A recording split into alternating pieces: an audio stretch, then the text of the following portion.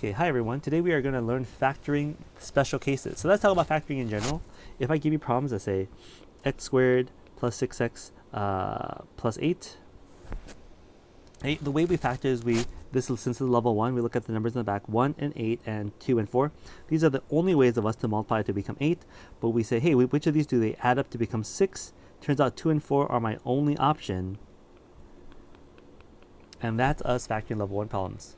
Now, if that was a minus sign, though, they would have subtracted. So if I wrote x squared minus 2x minus 8, we still have 2 and 4. And doesn't 2 and 4 subtract out to become 2? Well, that's what I'm hoping to train your brain. With all these problems, you guys are looking for what is the game plan? What is the trick to solve these problems? And many of them, especially level 1 problems, if you see it, bam, 1 and 8, don't subtract that to become 2. 2 times 4, hey, that's 8. That does subtract out to become 2. I found a pair that works. And we need more negatives, so that's why I'm giving the negatives to the 4 and positives to 2. Now, we notice that if it's a plus and minus, we subtract them to become the middle number. And that's our first gimmick today. What if those numbers were exactly the same? Bum, bum, bum. What if I gave you x squared minus 4? Okay? And there's no middle term here, right? You could have said, so this is x squared plus 0x minus 4, right? Because there's nothing here, nada, nothing here. So what happened? What two numbers can I multiply to get 4, but then subtract out to become nothing? What if they canceled each other out? What numbers could I choose to do that? Well, what numbers multiply to become 4? Numbers that multiply to become 4 are 1 and 4, and 2 and 2. Whoa, isn't 2 minus 2 0? And that is our special case. These are our special cases here. X, 2 and 2, they're almost like twins, except one is good and one is naturally evil. If you guys don't know yet, remember I am a twin, and I am considered the evil twin. I am the evil twin, my friends. That's kind of unfair, right? To label me as the evil twin. You're evil. That's it. Done. So we have a good twin and a bad twin in this case. A good twin and a bad twin. And they are fighting for supremacy, but turns out they just knock each other out. Here we go. Let's look at another problem. X squared minus 9. What two numbers multiply to become 9? 3 and 3. Right? And don't they subtract out to become 0? X plus 3, x minus 3. Now, let me demonstrate why they do subtract out to become 0. Let's do the first one.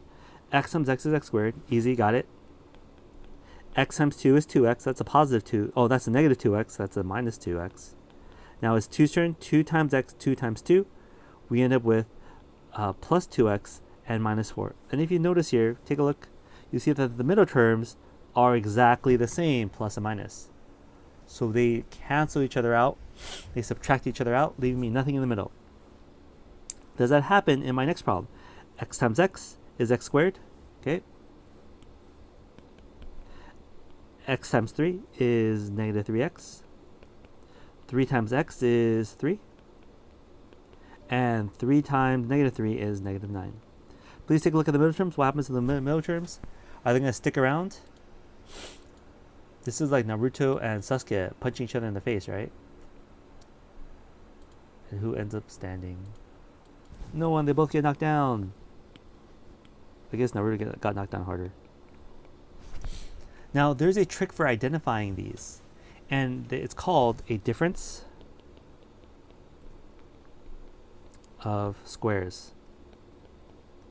Why do we call it a difference of squares? Because check it out. X squared is a square and 9 is a square. It's a perfect square. They're both perfect squares. So if we see two perfect squares subtracting each other, it's because, and we want to factor it, we end up getting the plus and minus version. Why? Because the middle term cancels out. There's no middle term here. It's just a difference of two squares. So let me give you a difference of two squares. 4x squared minus 36. We could factor out common factor first, but you know what? Let's just look at this problem as 4 and 36. Is 4 a perfect square?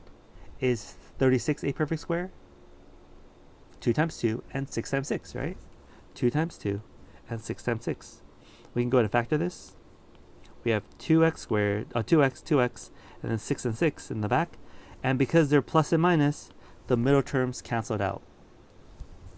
Now let me go ahead and show you that. 6 and 2 and negative 6 and 2 gives us negative 12. x and 2x, 12x. 4x squared minus 36.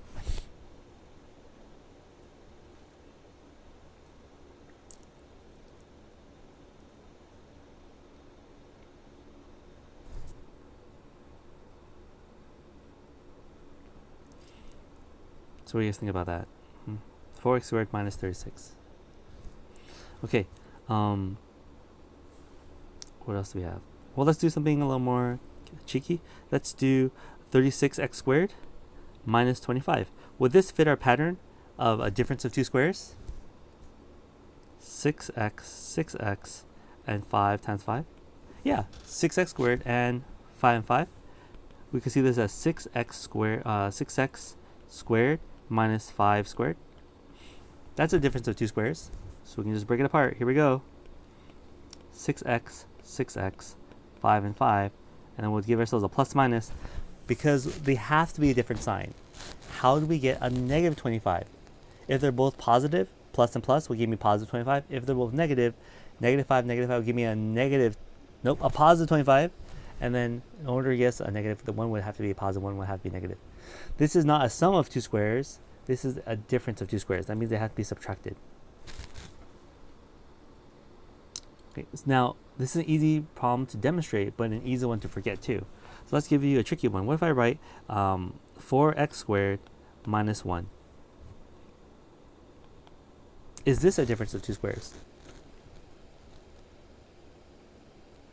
4 is 2 times 2. All right, this is 2 squared. How about 1? Hey, 1 is 1 squared, isn't it? So this could be 2x, 1 and 1, and then plus minus.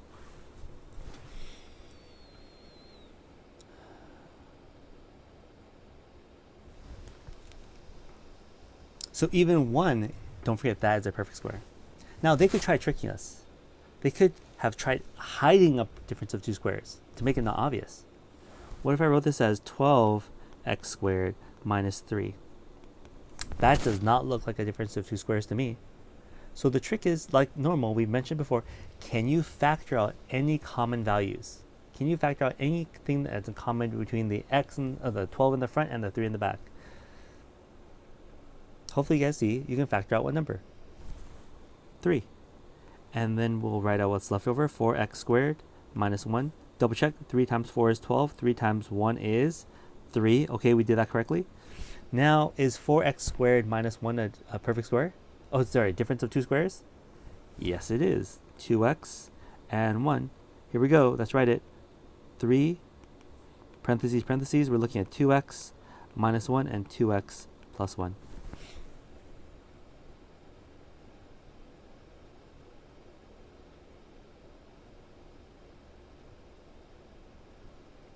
Okay.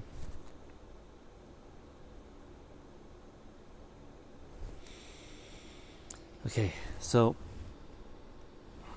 yeah, that's our idea about factoring difference of two squares. Now, these are they're pretty common once you see them. Like, hey, how am I supposed to factor this? If I give you the problem that says 4k squared minus 81, okay, and they ask you the factor, all right, so 2k and 9, hey, this works. Because 9 times 9 and 2 times 2, 2k, and then 9 and 9 plus minus. It's so easy that you'll probably forget, and that's a problem. So you guys are going to go through some Excel questions just specifically on this. It won't be very hard, but be careful. If they do throw you a number that you can factor out, make sure you do factor it out. Now, here's the other pattern. What if they were plus plus and minus minus? What if they were plus plus or minus minus? What if I wrote x squared plus 6x plus 9? Now, is 9 a perfect square? Yes. So one thing that you could try out, sometimes they give you this, it's a trick. Isn't 3 times 3 9? So check it out. Isn't 3 plus 3 6? Turns out this is a perfect square. X and 3, x and 3. Now I want you guys to debate this real quick. Do you think that's going to be a plus plus inside or a minus minus? To get a positive here, right, we need a plus plus or a minus minus? Now, which of these options will give us that positive 6? They have to be both positive, right? Plus plus. Okay, let's look at a different version, slightly different. What if I wrote x squared minus 6x plus 9? Okay, it's still 3, 3. Doesn't 3, 3 become 6? But in this case, hopefully you notice that, sure, it's 3 and 3. Would there be plus plus or minus minus to become a negative 6? A negative 3 and negative 3. So one thing is that if you see a perfect square as the last value, that might be a perfect square problem. So try the perfect square first. 9 is 3 and 3. 3 plus 3 is 6. Okay.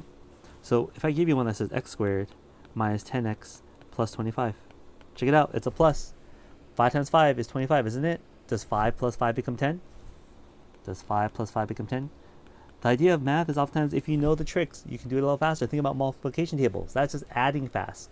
Some of you guys don't know all your multiplication tables. So because you don't know them, you have to add them. Like 7 plus 7 is 14. 14 plus 7 is 21. 21 plus 7 is 28. 28 plus 7 is 35. You have to add them up. My daughter, she's in first grade, and I'm trying to teach her multiplication tables, but she doesn't memorize them. She just adds them. 3 2 times. 2 plus 2 is 4. 4 plus 2 is 6. She hasn't memorized them, but she's just adding them. 5 times 5 is 10. All right. And if we know, so 5 times 5 is 25, and 5 plus 5 is 10. So we know it's 5 and 5. Now, how do we get that negative? We need a negative on both of these.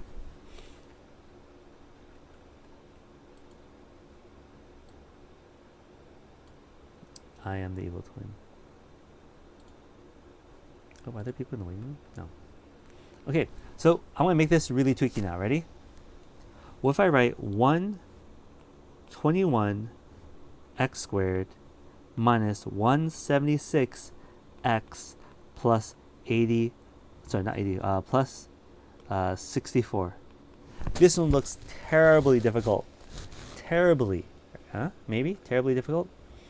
But you might notice there's a special number that makes 121, and there's a special number that makes 64. What number multiplies to become 121? Does anyone know? And what number probably multiplies to become 64? So I could use my level 2, level 3 skills by just writing them all out.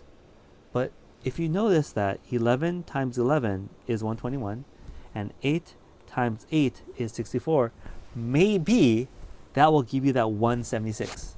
11 times 8 is, this is 88, and is 88 plus 88 64? Oh, 176? Yes, it is.